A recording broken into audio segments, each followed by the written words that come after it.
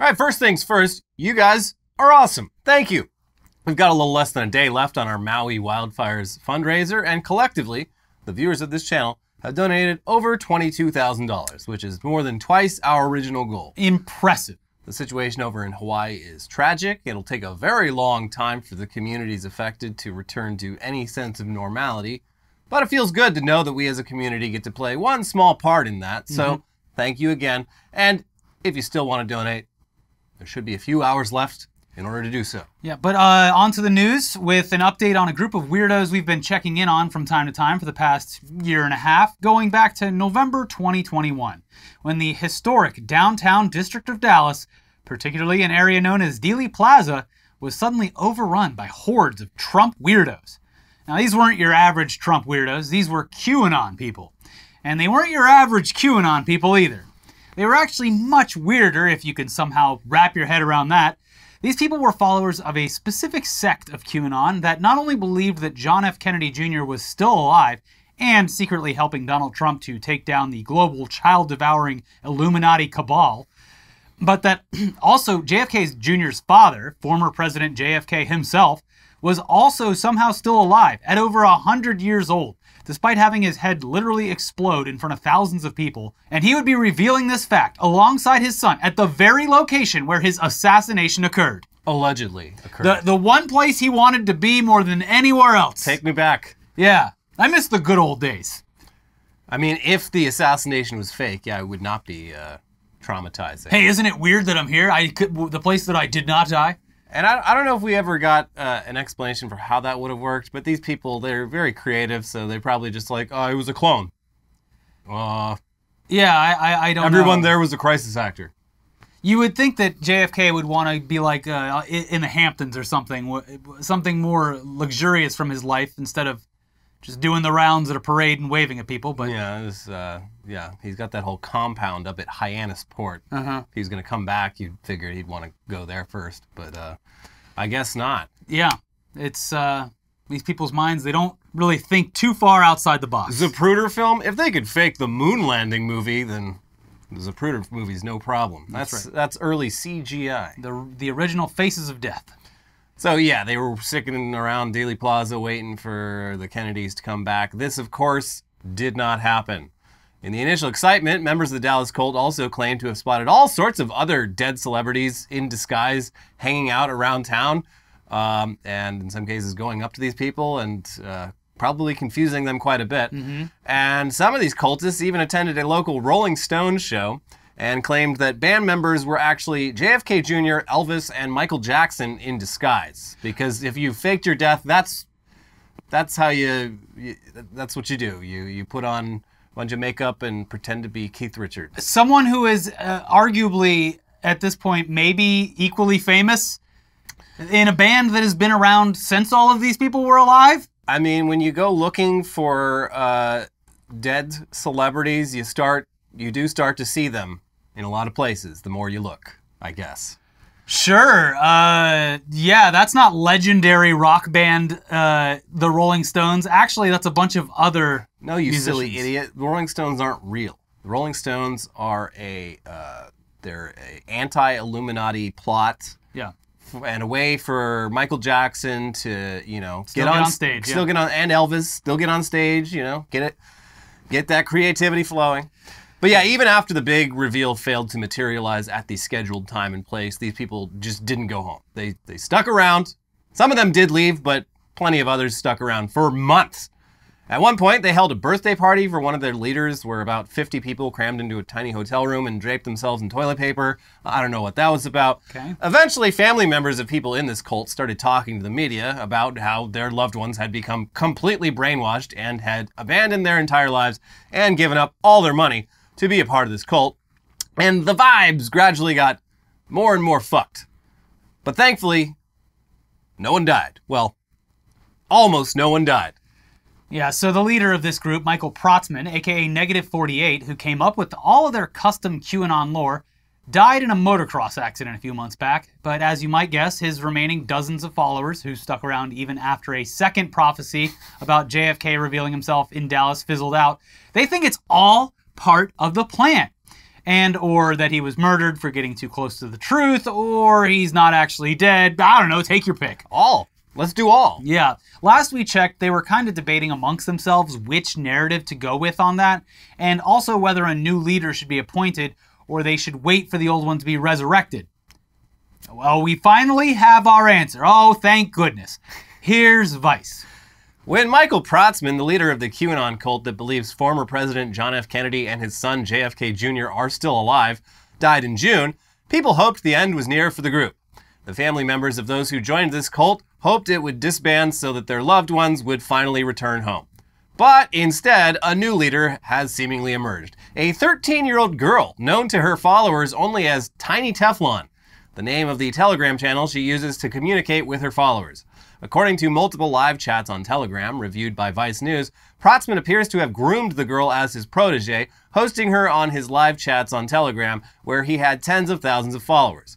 Many of Protzman's followers have permanently broken family relationships, emptied their bank accounts, and destroyed their lives to follow his wild conspiracy theories. And now it seems they are ready to do the same for a child whose real identity is not known. So this is obviously troubling, but also not too surprising if you know anything about the hardcore evangelicals in this country, which has a lot of crossover with QAnon. If you've seen Jesus Camp, you know how much these people love child preachers. And this is just an even more fucked up version of that. And they also love indoctrinating kids. And Tiny Teflon has... Tiny Tina. I almost... Tiny Teflon, my favorite... Borderlands character. Tiny Teflon has some ideas for doing that. Tiny Teflon has created her own channel, conducted live streams with followers, and most worrying of all, has announced her plan to indoctrinate more children into the cult by teaching them how to decode real-world events using the movement's bastardized form of Jewish numerology, gematria. Quote, "I definitely think I'm going to have more kids involved in this," Tiny said during a live chat on her channel on August 6th. "Maybe they could share more code because I don't want to be talking the entire time when I do this show in the future. So I'll definitely think of having kids share codes and teach what they know too." Ugh. This is aggravating. This is why evangelicals do it too, because kids are too stupid to not understand that they are not the blessed creature that they're being pushed towards by the adults. Yeah. They're just like, oh, I guess I am touched by an angel or the second coming of whatever the hell this is, and I'm enjoying the power trip and the attention, so I'm going to keep feeding into it. And also, this is the only thing I know because it's the only thing anyone's teaching me. Right. I'm being homeschooled and... literal grooming. I have no normal people in my life. No, and you know, obviously, like with every other thing that's happened in the timeline over the past half a decade or so, just a mirror on everything that these people think everyone else is doing. Yeah. Only to find out that, oh, they've been doing it the whole time. They're trying to indoctrinate our kids. It's totally unlike what we're doing. Insane, aggravating, alarming, and every other word you could use about this is bad. It's bad, but it's also kind of funny that a bunch of fucking brainwashed boomers have now decided to follow a teenage girl. I mean, I guess it's more sad than anything else. Yeah, no, it's terrible, but it's also just like, of course that's what they're doing now. Everything else we know about these people would lead us to say that, yeah, sure. Okay, I have one question. If I was a follower here, does she ride a dirt bike? I don't know. Because you would think that those skills would transfer over. Oh, from the leader? Yeah. Well, he couldn't ride a dirt bike either. He did for quite. He could for a while until he couldn't. I don't know. I don't know if it was like a hobby he always did, or if it was like the first time he tried it. Yeah. Midlife crisis time? Yeah. I'm 60 years old. What better time than now to pick up fucking dirt bike riding? Hell yeah, brother. How much you want to bet I can jump this bike over them mountains? Anyway, it continues. While Protzman was the leader of the group, he introduced Tiny Teflon in March 2022 by featuring her on a live chat in his Telegram channels. During the chat, and in subsequent appearances, the pair would use gematria to make links between everything from the 2011 movie The Smurfs and the timing of Trump's appearance in Home Alone 2 Lost in New York to conclude that Q's predictions about the mass execution of the child trafficking cabal is about to come true. It's not known if there was any familial connection between Protzman or Tiny Teflon, or how they knew each other. As a sign of her growing position within the group, Tiny Teflon was made an administrator of Protzman's main Telegram channel, though she posted very little over the last 6 months. However, since his death, the teenager has reemerged as a leading voice in the group. In late July, she showed up at a Trump rally in Erie, Pennsylvania, where she was photographed with multiple members of the JFK group. Then she began to post again in the -48 channel, as well as posting her decodes. On August 1st, she shared a link to her new channel called ABC123. Literal trial. The channel's description says it will contain Tiny Teflon's decodes, research, and much more, and in all caps adds, channel monitored by adult. The description doesn't mention who the adult is, but it is likely her mother, a Protzman devotee who has an account on Telegram known as Teflon Dawn. Using this account, she has promoted her daughter's work as well as celebrating her birthday with a message posted in the main -48 channel last year.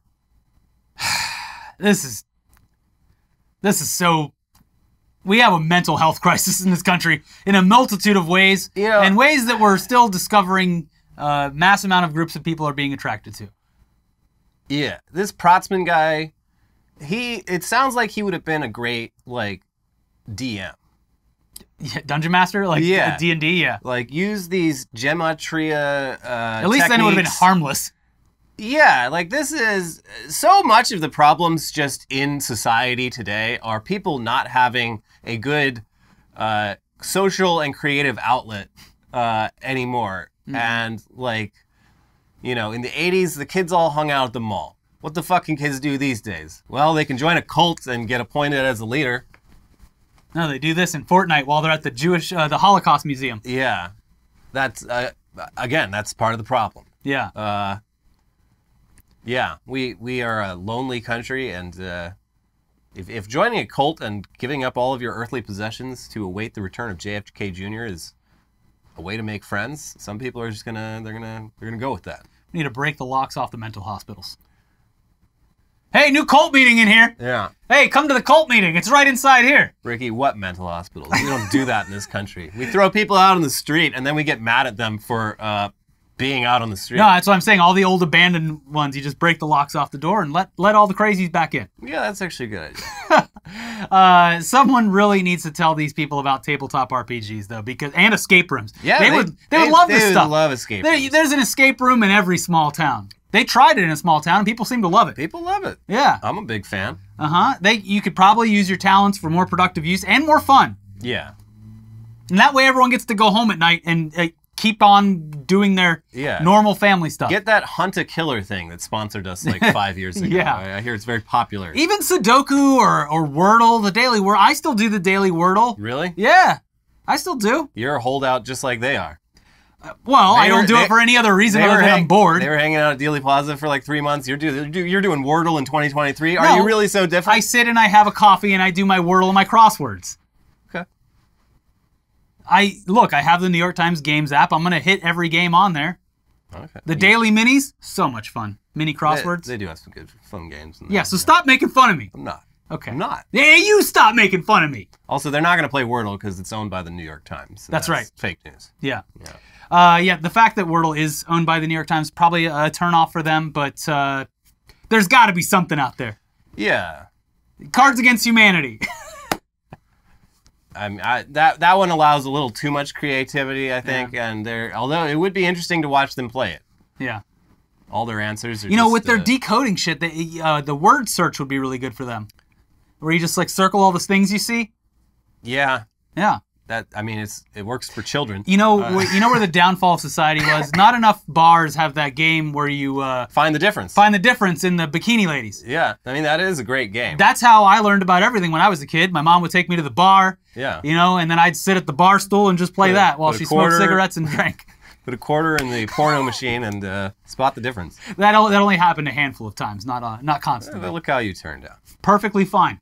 Anyways, the article then goes on to talk about how during Tiny Teflon's rise to power, other members of the group have been supportive, specifically because they're hoping Tiny Teflon helps get their own children interested in this bullshit.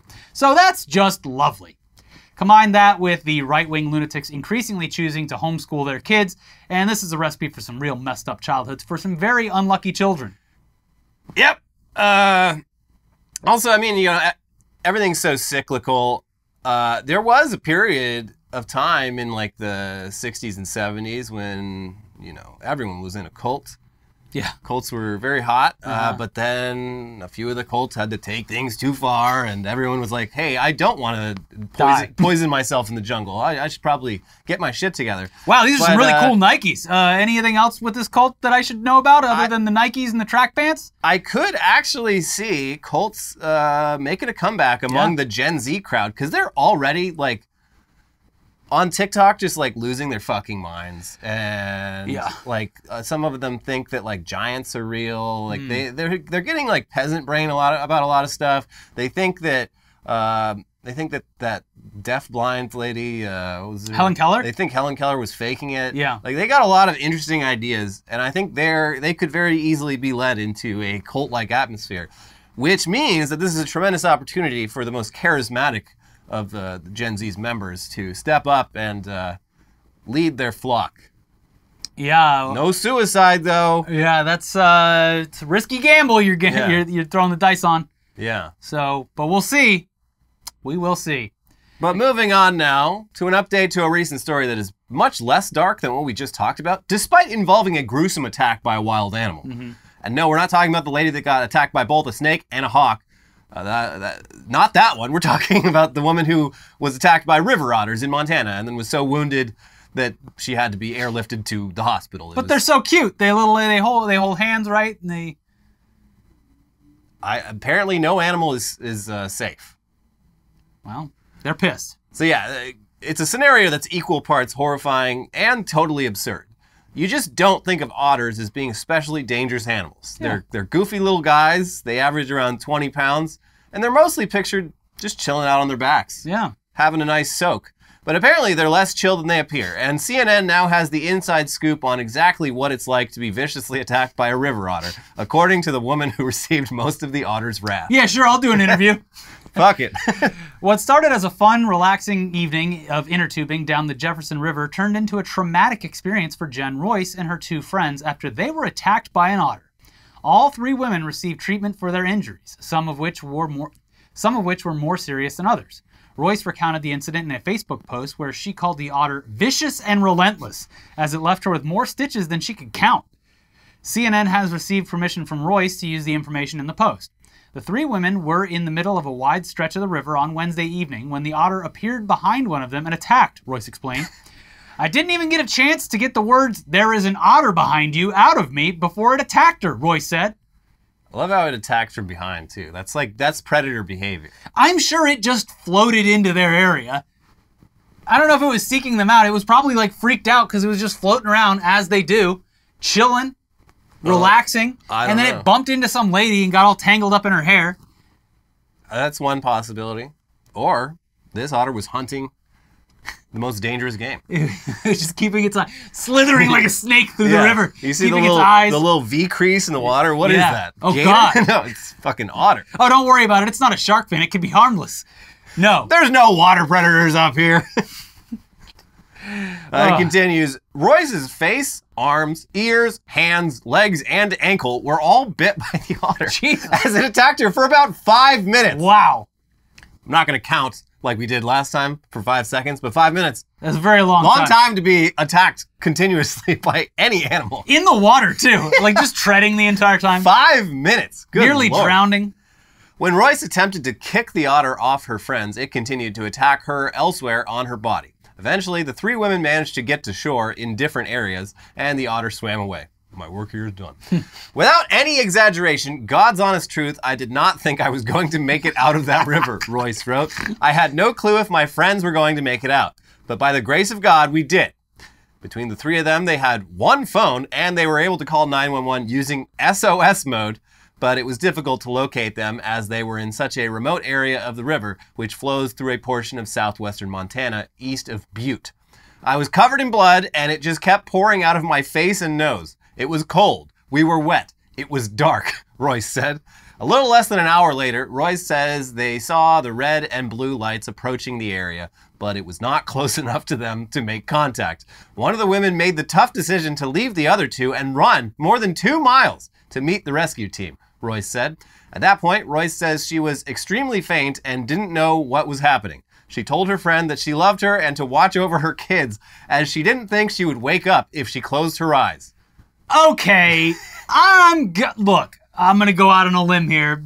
Probably not true, but I feel like there's some embellishment going on here. There are pictures of this woman, and this otter fucked her up. Okay, all right. Well, thank goodness for the SOS ability on the iPhone. She looks like that Daredevil villain Jigsaw. Just God. Yeah. Reading it, it's like, okay, but no, this otter fucked her up. Yeah, wow. Also, this is honestly, we talk about how tech is stagnating, but the Apple SOS mode, every fucking week we see a story where someone is literally about to die. And life is saved by there were a few people in Maui. There's been multiple people where they use the SOS mode and it saves their ass. And in this case,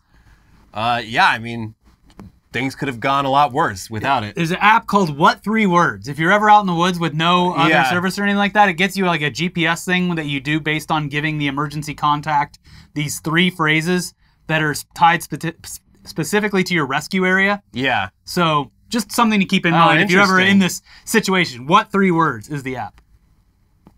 So so the 3 words add up to a GPS coordinate? Yeah. Oh, interesting. And it's so that you can easily tell it to the emergency operator, and they'll understand and be able to hone in on your direct area. Oh, that's I learned it from a park ranger. Well, yeah, they would know, wouldn't they? It's very, you talk to park rangers when you're at the parks. They teach you things. Yeah. So anyways, what a nightmare. What a nightmare. You go out into nature in this country, you figure that if you die out there, it's going to be because of a mountain lion or a bear or a snake. Imagine bleeding out in the middle of nowhere with no cell phone service, thinking about how your legacy is going to be that you got murdered by a fucking river otter. And not even because you harassed it or anything like that. 1 minute you are chilling on that river, just floating, enjoying yourself. The next minute, a cute little 20-pound furry aquatic mammal pops out of nowhere and just decides it's your time to die. Fuck you in particular. But then God gets on the phone and says, not today. Not today. I'm going to send a falcon to drop a snake on that otter. Mm-hmm. Perfect. Well, thankfully she didn't die, but pictures that she did share of herself after getting medical treatment, they are not pretty. That otter, it apparently fucked her up, and she'll probably have scars on her face for the rest of her life. Now I feel bad. Yeah. At the very least, though, it is a hell of a story. You want to know how I got these scars? Well, it was a cute little river otter. Yeah. I mean, it would be very unfortunate to have your face scarred for life, but it's a hell of a story. A lot of free drinks off of that one. You are meeting it in its home turf because just outside of being in nature, you're in the water. Yeah, but you're up in Montana. It's what's going to happen? Apparently, bears can swim too. They can, and mooses. They can just walk. They'll be out of the water just walking. They find mooses 2 miles out in Lake Michigan, just chilling, just doing moose stuff. Yeah, and bears swim too. The bears will swim out what was it, a couple of months ago, a bear just came on ashore in Florida. Yeah. Because it turns out they like going to the water. They like going out to the little keys that aren't occupied. It's and who can blame them? Mm-hmm. Hibernating. Summer hibernation. You do that as a human, you're a squatter. You do that as a bear. Nobody bats an eye. Yeah. Anyways, moving on now to an update on a recurring main character who first appeared this year and has managed to mostly stay out of the limelight for the past few months. Congressman, compulsive liar, and potential future inmate George Santos. We hadn't heard much from this guy since he was arrested back in May on 13 criminal charges, including wire fraud, money laundering, theft of public funds, and lying to Congress. Apparently, he took his lawyer's advice to shut the fuck up, which is more than you can say for others. Yeah. But this week on News Dump, we talked about Santos being back in the news because of one of his campaign staffers is facing charges for impersonating a Kevin McCarthy staffer while trying to solicit donations for Santos. That's a fun one. Mm-hmm. But that's not all. More Santos news. Here's the New York Times. The filing of House financial disclosure reports each year is usually considered a routine affair. But for Representative George Santos of New York, who is facing 13 felony charges related to his finances, the matter has the potential to become yet another soap opera. Mr. Santos, a first-term Republican, missed the August 13th deadline to file his disclosures, a lapse that could lead to fines. He had already received a 90-day extension from the initial deadline, which was May 15th. A spokeswoman for Mr. Santos did not immediately respond to a request for comment. It continues, there has been considerable speculation about whether Mr. Santos' financial disclosure might shed light on the source of the more than $700,000 he lent to his campaign. Mr. Santos has maintained that he earned the money legally through his company, the Devolder Organization. Devolder Digital. Which he said acts as a paid go-between in deals involving wealthy people. But federal prosecutors claim that Mr. Santos falsified the disclosures he filed as a House candidate in 2020 and 2022, saying that he misrepresented his income from the Devolder Organization and the amounts in his bank accounts. They also say that he failed to report money he earned by defrauding the unemployment system and from a Florida investment company that was shuttered after regulators accused it of operating as a Ponzi scheme. If Mr. Santos reports further income from his Devolder Organization in his 2023 disclosure, he should also disclose the names of his clients, something he has yet to do. And it sounds like turning in your disclosures late isn't all that uncommon for members of Congress, and the initial fines are just $200. But according to the Times, if Santos manages to just never file his financial disclosures, he could face penalties up to $71,000. I think he's good for it, though. Yeah, apparently. I guess it depends on how damaging that information might be to him. Though at this point, he's already a national disgrace who is facing serious jail time, up to 20 years behind bars. So, I don't know. And speaking of which, he is due to appear in court on September 7th, just 3 weeks from now. It's still unclear when an actual trial might take place, but between this and the 4 separate Trump trials, we're looking at a very exciting year or so of very exciting legal drama. Yeah, we love lawsuits, folks, and this is going to be a real banner year for lawsuits from now until probably the end of 2024. The end of time. I mean, yeah. Well, lawsuits. We love them. Drama, lawsuits. But yeah. I just wanted that, especially, well, with Trump obviously, but with Santos too. Like, please put a camera on this guy for every testimony. It's yeah. I don't know what is the jurisdiction for this case? I think it might be federal. Yeah. I don't know. Federal cases, they let you do that, but we'll at least probably get some really cool courtroom drawings of him. Yeah. Well, yeah, this man's he's in some serious shit, and because of the cool laws of our country, like. Also, still representing all the people of New York. He's still representing like tens district, of thousands of people. Whatever. Big oopsie from that area, huh? Yeah. Anyway, we've got the headlines half of the show coming right up, but first, we got to let you know that this episode is sponsored by Factor. With the busy fall season just around the corner, you might be looking for wholesome, convenient meals for jam-packed days. Factor, America's #1 ready-to-eat meal kit, can help you fuel up fast with chef-prepared, dietitian-approved, ready-to-eat meals delivered straight to your door. You'll save time, eat well, and stay on track with your healthy lifestyle. Too busy with your end-of-summer goals to cook, but want to make sure you're eating well? With Factor, skip the extra trip to the grocery store and the chopping, prepping, and cleaning up too, while still getting the flavor and nutritional quality you need. Factor's fresh, never frozen meals are ready in just 2 minutes, so all you have to do is heat and enjoy, then get back to crushing your goals. Refresh your healthy habits without missing a beat. Choose from 34+ weekly flavor-packed, dietitian-approved meals ready to eat in 2 minutes. Level up with gourmet plus options prepared to perfection by chefs and ready to eat in record time. Treat yourself to upscale meals with premium ingredients like broccolini, leeks, truffle butter, and asparagus. Or looking for calorie-conscious options ahead of the busy season? Try delicious, dietitian-approved calorie-smart meals with around or less than 550 calories per serving.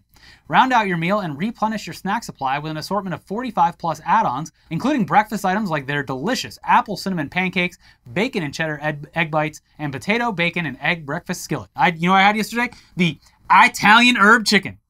Not wrong. It was good. I had a cheesy jalapeno chicken. Ooh, that's also very good. Or for an easy wellness boost, try refreshing beverage options like cold-pressed juices, shakes, and smoothies. With Factor, you can rest assured you're making a sustainable choice. They offset 100% of their delivery emissions, source 100% renewable electricity for their production sites and offices, and feature sustainably sourced seafood in their meals. This August, get Factor and enjoy eating well without the hassle. Simply choose your meals and enjoy fresh, flavor-packed meals delivered to your door. Ready in just 2 minutes, no prep, no mess. Head to factormeals.com/weeklyweird50 and use code weeklyweird50 to get 50% off.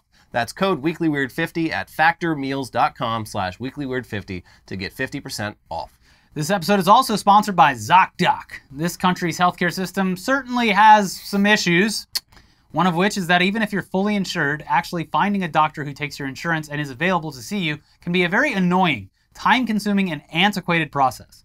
And the longer it takes to find a doctor, the more likely you are to fall down some internet rabbit hole of potentially questionable medical advice.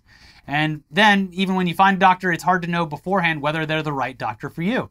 Well, ZocDoc makes this whole process a whole lot easier. You just fill in what you need, where you live, what your availability is, and what insurance you have, and ZocDoc pulls up a list of doctors along with their availability, plus loads of user reviews to help you find the care that you need and book it with the tap of your finger. ZocDoc is a free app where you can find amazing doctors and book appointments online. We're talking about booking appointments with thousands of top-rated, patient-reviewed doctors and specialists. You can filter specifically for ones who take your insurance, are located near you, and treat almost any condition you're searching for. These docs all have verified reviews from actual real patients, not bots, and the average wait time to see a doctor booked on ZocDoc is between just 24 and 48 hours. That is it. You can even score same-day appointments. Once you find the doctor you want, you can book them immediately with just a few taps. No more waiting awkwardly on hold with a receptionist. This is definitely something that would have come in handy big time for both of us so many times over the past 2 decades. But hey, it's finally here, so go to ZocDoc.com/weeklyweird and download the ZocDoc app for free. Then find and book a top-rated doctor today. Many are available within 24 hours. That is ZocDoc.com/weeklyweird. ZocDoc.com/weeklyweird. And now for the headlines half of the show, starting with a headline that hits pretty close to home, literally. It's going to hit our home. How to prepare for Hurricane Hillary, the first tropical storm to hit LA in 84 years. The climate is so normal. I fucking love how normal the climate is. Yeah, this is outrageous. The Pacific Ocean should have made quick work of this, being traditionally as cold as it is. Yeah, it's the conditions for any sort of tropical storm. It has to like check like 10 boxes, which the Pacific almost never allows for. But we live in interesting times, and oh baby, here we go. The one thing I'll say, being from Florida and living through, I don't know, dozens of these of varying degrees. Yeah, people are losing their fucking minds. People are going rabid. They think that the whole city is going to be completely leveled, like it's a 9.0 earthquake or something. They think it's like Katrina coming to Also, SoCal. It's not going to, I don't want to get ahead of myself, it's not going to be a hurricane when it is sitting above Los Angeles. It'll probably be a tropical storm. It's going to be a shitload of rain. Tropical depression. Basically, like, you'll be fine. You just have, like, you should prepare. They said charge all your devices. Yes, charge devices, get water. Have, like, water and canned food just in case power goes out and shit. But just stay at home. Yeah. If you live in a low-lying area, it's not great. But LA, the only cool thing about the LA River, which is otherwise one of the most hideous infrastructure projects the world has ever seen, is that it's very difficult to flood this city. Yeah, it's built specifically with that in mind. Yeah. It's the only river we've got. It's fucking hideous. Most of it is fenced off that you can't even get close to it, but it does come in really clutch when unusually heavy rains come in. If you're in the LA area and you just survived all the winter storms, pretend it's like that, except a little bit smashed more together. Yeah. There's going to be a little bit more rain all at once. But, I'm just pissed because I just planted a bunch of stuff in my backyard, and now I got to go put stakes down for like every single one of them. Just get some tarps. No, it's like I planted a bunch of bamboo, which is I gotta lock that shit down. Gotta hammer in some stakes, rope them off. Well, it's annoying, but it'll be fine. Love water. The one thing I worry about is like, because this is probably going to be the new normal, is people overreacting and then not having it be the end of the world, and then the next time this happens, everyone being like, "Oh, when Hillary was in town." The hurricane, not the president. I do love that they named it Hillary. Yeah. It was fine. Because that happens in Florida. People have been through it so many times that they're like, big deal. And then, boom, roof gone. But I think that's also part of the Florida identity of like, I'm smarter than experts and I'm the protagonist of reality. I mean, we certainly have that here, but yeah. Typically, the most dangerous part of a hurricane is the wind, and it looks like it's going to be not as bad when it gets up here finally. Hey, fingers crossed, yeah. Like, rain I can handle, but wind would be annoying. I mean, there's gusts all over LA in the fall when the, whatchamacallits come down. The Santanas? The Carlos Santana winds. Yeah. Oh, it's those smooth by Santanas coming down. Just like the ocean under the moon. Yeah. The same as the emotions that I get from you. You've got the kind of loving that can be so smooth. Give me your hot burger reel. I'll never forget about it. Played by Carlos Santana. Hurricanes. So, yeah, I'm not too worried. Prepare yourself. Not too worried. I have all the Carlos Santana albums on MP3. I'll be fine. The microphone fell off. Oh, jeez. That's too much space work. Did I fucking break it again? Pay it forward scam led to confrontation at Taco Bell that left customers scared over $60 order. You know where we're going with this. So this I want 55 tacos, 55 burritos, 55 Mexican pizzas.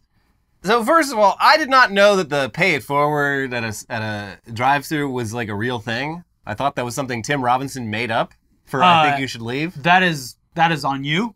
That you weren't aware of that? This is something that happens? Well, it typically happens at like a Starbucks. What? Yeah. It primarily, as far as I've seen it, happens at Starbucks. Because it's like, you can't really get too expensive in the morning. It's usually just commuters going to work and getting one coffee or something. Okay. At a fast food place, this is what you're going to run into, is like, buying meals here. It's not going to be as cheap. Have you seen this happen in real life? I have not, but I've heard about it. Okay. It could just be an urban legend, but yeah, I was fully under the impression that Tim Robinson made up this concept for his show. Brilliant. Because it's absurd, and the sketch shows exactly what would happen. But yeah, this TikTok girl, she said that she got in one of these drive-thrus, but some miscommunication happened, and she was ordering $60 worth of Taco Bell, which she did not explain that. But yeah, the lady got out, and even in her description of what happened, she's like, they were yelling at me, but my window was up, so I didn't catch all. It's hey, like what the hell's going on up there? Amazing. So, and then the funniest thing is, like, this article in the New York Post, they seem completely unaware of the sketch. So they were like quoting people's reactions online, like, people were making a lot of comments about 55 tacos. What's that about? I mean, that would kind of come close to the actual. No, Taco Bell's expensive now. Oh, yeah? I went there recently, and it's like, yeah, it's not. That's why they're getting that lawsuit. Joe Biden made Taco Bell expensive. It's fucking bullshit. Like, between me and my wife, it's like almost $30. Damn. For like 4 items. Wow. Real shame. Well, that's why you don't do the pay it forward at Taco Bell. No, you don't do it anywhere. In this economy? In this economy, no more paying it forward. Also, if someone pays it forward, you say, cool. Thanks. I'm not. Bye. You don't pay it forward. If you can't afford to pay it forward, you shouldn't be out there paying it forward. Worst case, I would be like, okay, throw a $5 gift card. That way, it's not in my hands. I'm sure the people making like $7 an hour at these places love dealing with this fresh new concept we've thrown at them. Yeah, it seems like a logistical problem too. Like, the person up front, I swear they spent a lot more than you, so you're actually getting a deal. Yeah, you gotta get the guy next to you. He's got not so much. I know those POS systems are always so easy to, manipulate to this new concept that we just made up. But while I'm here at Starbucks and I'm ordering a drink recipe that I saw on TikTok that has 50 ingredients, I'd also like to pay it forward. So can you just do that? No, I will not tip. Yep, you just say thanks and you drive away. 55 tacos, 55 nachos, 55 nachos Bill Grande, 55 gorditas, 55 This girl didn't realize that she could just get out and run away. Oh, yeah. She didn't get to that point. Oh, yeah. Oh, yeah, I can just run. Buyers of Bored Ape NFTs sue after digital apes turn out to be bad investments. Oh, geez, who could have seen this coming? I had, it's been completely off the cultural radar for a long time. So I checked on OpenSea. They're going for like $1,500, which is still way too much. Oh, yeah. But like, I would look at the price history on a couple of these apes, and like they're selling for like $40,000, $50,000 like 2 years ago. Yeah, atrociously, catastrophically bad investment. What the fuck did you think was going to happen?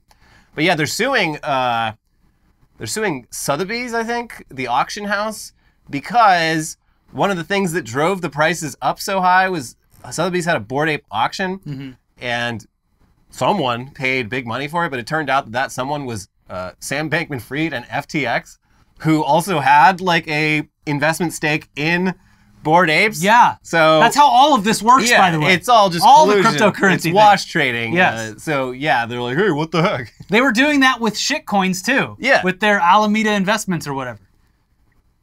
Yeah. It was all a big scam. You got scammed. You see the post on Reddit? Someone was like down at their local Piggly Wiggly, and they had, I guess at some point, they made a Bored Ape hard cider, and it was just like on steep discount, just trying to offload it as much as possible. And by the way, yes, it was banana flavored apparently. Ugh. Yeah, Sounds disgusting. terrible. I saw some Bored Ape water at one of the discount stores here. We have like a grocery outlet, bargain market or whatever it's called, and they had just cases of ape water, and it's just canned water, but with the Bored Apes It's on it. especially funny that they tried to do that because like these apes are hideous. Yeah. Like I don't want to drink people that don't want to buy food products that have hideous cartoon animals on them. unless it's cereal. Even then, Tony the Tiger, that is a healthy, happy tiger. Built rock solid. Virile. Yes. Like Well, you got that Lucky Charms guy. I guess he's not an animal. the Lucky Charms is a bee, right? Or no, no, He's a leprechaun. that's Honey Nut Cheerios I'm thinking of. Yeah. I mean, a leprechaun is an Who animal. is the ugliest cereal mascot? I guess Count Chocula or He's a any vampire. any of the Halloween ones, I guess. Um, Oh, those things, the honeycomb little hairballs. I don't think they're still the mascot. It was like the early 2000s or something. There was honeycomb, and then the Cookie Crisp bank robbers. Cookie Crisp. Yeah, they're always trying to rob, Yeah. get the cookies. And Grimace. Grimace is not That's breakfast. why they only wheel Grimace out every couple of years now. Grimace is in semi-retirement.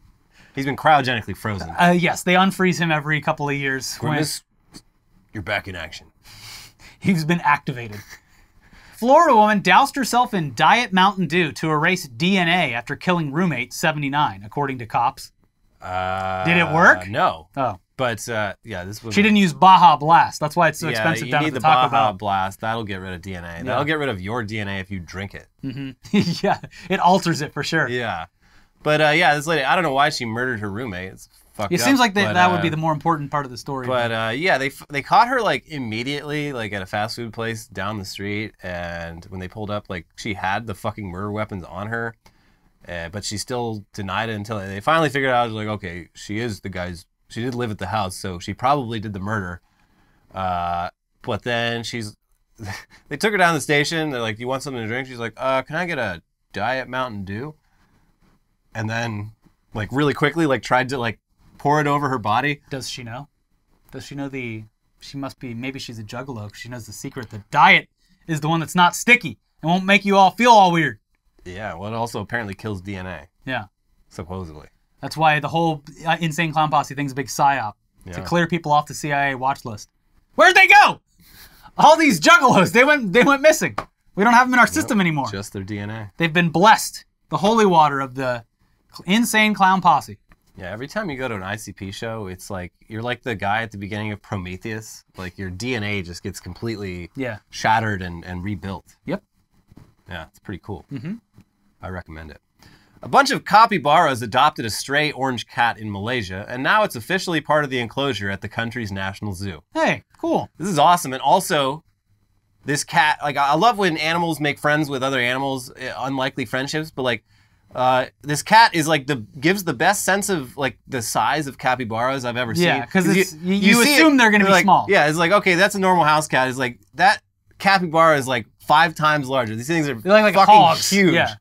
But yeah, I guess they're, the cat's in the gang, and now at the zoo, it's like, they got the sign, it's like, capybara! Whoa, lost my microphone again. I'm just gonna hold it like here. Yeah. Capybara! And then also, like, the name of the cat underneath it as well. Cool. I like they're accepting it. Yeah, they should give more zoo animals pets. Yeah, like that gorilla Coco had that cat too. Yeah. Yeah. I feel cats are like social chameleons. Like, if cats are good at, like, they can hang out with rockers and mods and the cool kids and cheerleaders. Yeah. Like, they're at every party. That's why they and call they're them cool friends with- cats. Yeah. Also, they have like such fast reaction skills that they're not going to get hurt by these other animals. They're too slow to hurt them. Every gang needs a cat. Yeah. Because being a cat, that's where it's at. Ba-dee-lee-da-da. What was that? Oliver and Aristocats. Oh, Aristocats. Yeah. Yeah. The Aristocats. Yeah, they shit all over each other. Then there was it Oliver and Company? Or no, that was a dog movie. Milo and Otis? No, Milo and Otis was a live action Japanese movie where like hundreds of animals died. Yeah. In the process. Well, I didn't know that when I was a child. I'm sorry. I mean, no, none of us did. Yeah. Only came out later. Oliver and Company was like Oliver Twist, but animated with dogs and cats. I think it was like Richard Gere was I don't know, some big name. It was Aristocrats is the one where the Siamese cat puts a symbol on its head and says Chinese food egg foo young. Yeah, it gets real fucking racist. Briefly. Yeah, so on like Lady and the Tramp, it got real fucking racist for a moment. They're like, Siamese cats, how do we do this in the most racist way possible? We are Siamese. Here at Disney, we understood the assignment. Let's make this shit racist as fuck. Fuck Asian people, am I right? And then Japan was like, please build a park here right now. Yeah. Everyone loves it. And Disney's like, sorry, I can't. What did you say? And the Japanese people, they put in fake teeth and like over enunciated their R's and L's, and they did it again. And Disney's got like, it. Okay. Got it. Yep. Great. Cool. Some transgender women may be barred from women's chess competitions. So I didn't know that they segregate chess competitions by gender, because I watched that show on Netflix and it didn't happen. She was playing against guys, right? Like I can, if we're talking about like physical sports, like I can at least see where people are like coming from, because like, you know, people do have different bodies and shit, but also they're ignoring the fact that like elite athletes by definition are unequal. So their equality argument is a little like, what the fuck are you talking about? But chess, you're just moving pieces on a board. Why the fuck is there a women's and men's category in chess? I don't know. I'm not part of the chess league. And the transphobic turfy types celebrating this, like a lot of them are women, and it's like, you know, you're like you're celebrating the idea that women are just naturally stupider than men. That is the point you're trying to make here? Well, they're making a double point because they're celebrating that fact. I guess so. Yeah. This shit makes people go insane. Yeah, a lot of people losing their minds. Everyone get your mind back with the QAnon stuff, the child prophet. Yeah, there are like real problems in the world. Yeah, we're not solving them because we're everyone's kind of just spinning their wheels on a bunch of insane reactionary stuff that everyone just keeps arguing over. Yeah. Clean your room. Clean your room. Clean your room. GOP presidential hopeful Vivek Ramaswamy says he would let China invade Taiwan so long as the U.S. has got enough semiconductors. Yeah, it said the quiet part out loud. I kind of love this. Because, like, the whole, like, U.S.-China, like, hawk shit it's kayfabe. It's fucking kayfabe. We're not going to war with China. They need us and we need them too much. Any fucking open conflict between the two countries would be catastrophic for both sides. But, like, also, all these fucking right-wing and a lot of, like, liberal people who are like, we've got to be ready to go to war with China at a moment's notice. It's like, okay, well, in addition to making sure we have a strong army, you do realize, like, we're going to need to be able to, like, manufacture all the shit here that we would usually get from China. Mm-hmm. And they're like, I don't know, sounds hard. So he's at least, he's like, yeah, I don't know, by 2028, we can probably produce all of our own semiconductors. Like, so fuck everyone else. But, like, that's a very, very optimistic forecast. Like, good luck. Also, doing that would require so much fucking public investment that all of the people who would actually potentially vote for you would immediately say, well, that's not fair. Mm-mm. What about me? Taxes? What? Superconductors. Put people back in the coal mines. Anyway, I love that this Joker is like neck and neck with Ronald DeSantis. It's already an amazing primary. Yeah, next Wednesday is going to be great. The first Republican debate. Can't wait. Are they all going to be there? Not Trump. Why not? Well, because he just said that he wasn't going to do it because, man, I don't know, pick a reason. I think that might be a good call for him. He's going to let them like go after each other first. Well, as we saw in the DeSantis document leaks, like he's going to defend Trump. Yeah. Or that's what he was instructed to do before it went public. He's going to get them all to like debase themselves, and then he's going to come in round 2 or 3. Yeah, and he's going to set the record straight. He gets to prep with all of their stump speeches and then just ruin all of them. Yeah. So he gets the advantage. Also, he doesn't need to debate. Yeah, He's he's winning gonna by win. like He's, like, 60% of the... There's no way they turn Yeah. this shit around. Yeah. He's got the nomination, Yeah. which is Sad. it's not great. Alarming. Flying aliens harassing village in Peru are actually illegal miners with jetpacks, cops say. Okay, well, that's a good explanation. Yeah, at least it's not aliens harassing villagers in Peru. Mm-hmm. But also, jetpacks? Pretty cool. I mean, I guess, are jetpacks, I know, like, jetpacks are a lot more, like, accessible to the public, but, like, maybe I haven't been paying attention enough.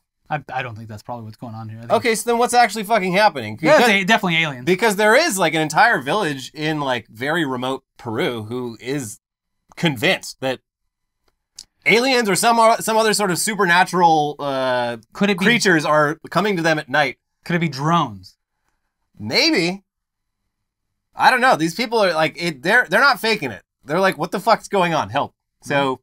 I don't know, but like the mining one does make sense because like South America, unfortunately, throughout the jungle, like indigenous people routinely get like, in a lot of cases, they'll get fucking like murdered just so illegal mining operations and like logging operations can move in. Mm-hmm. This would be a new tactic.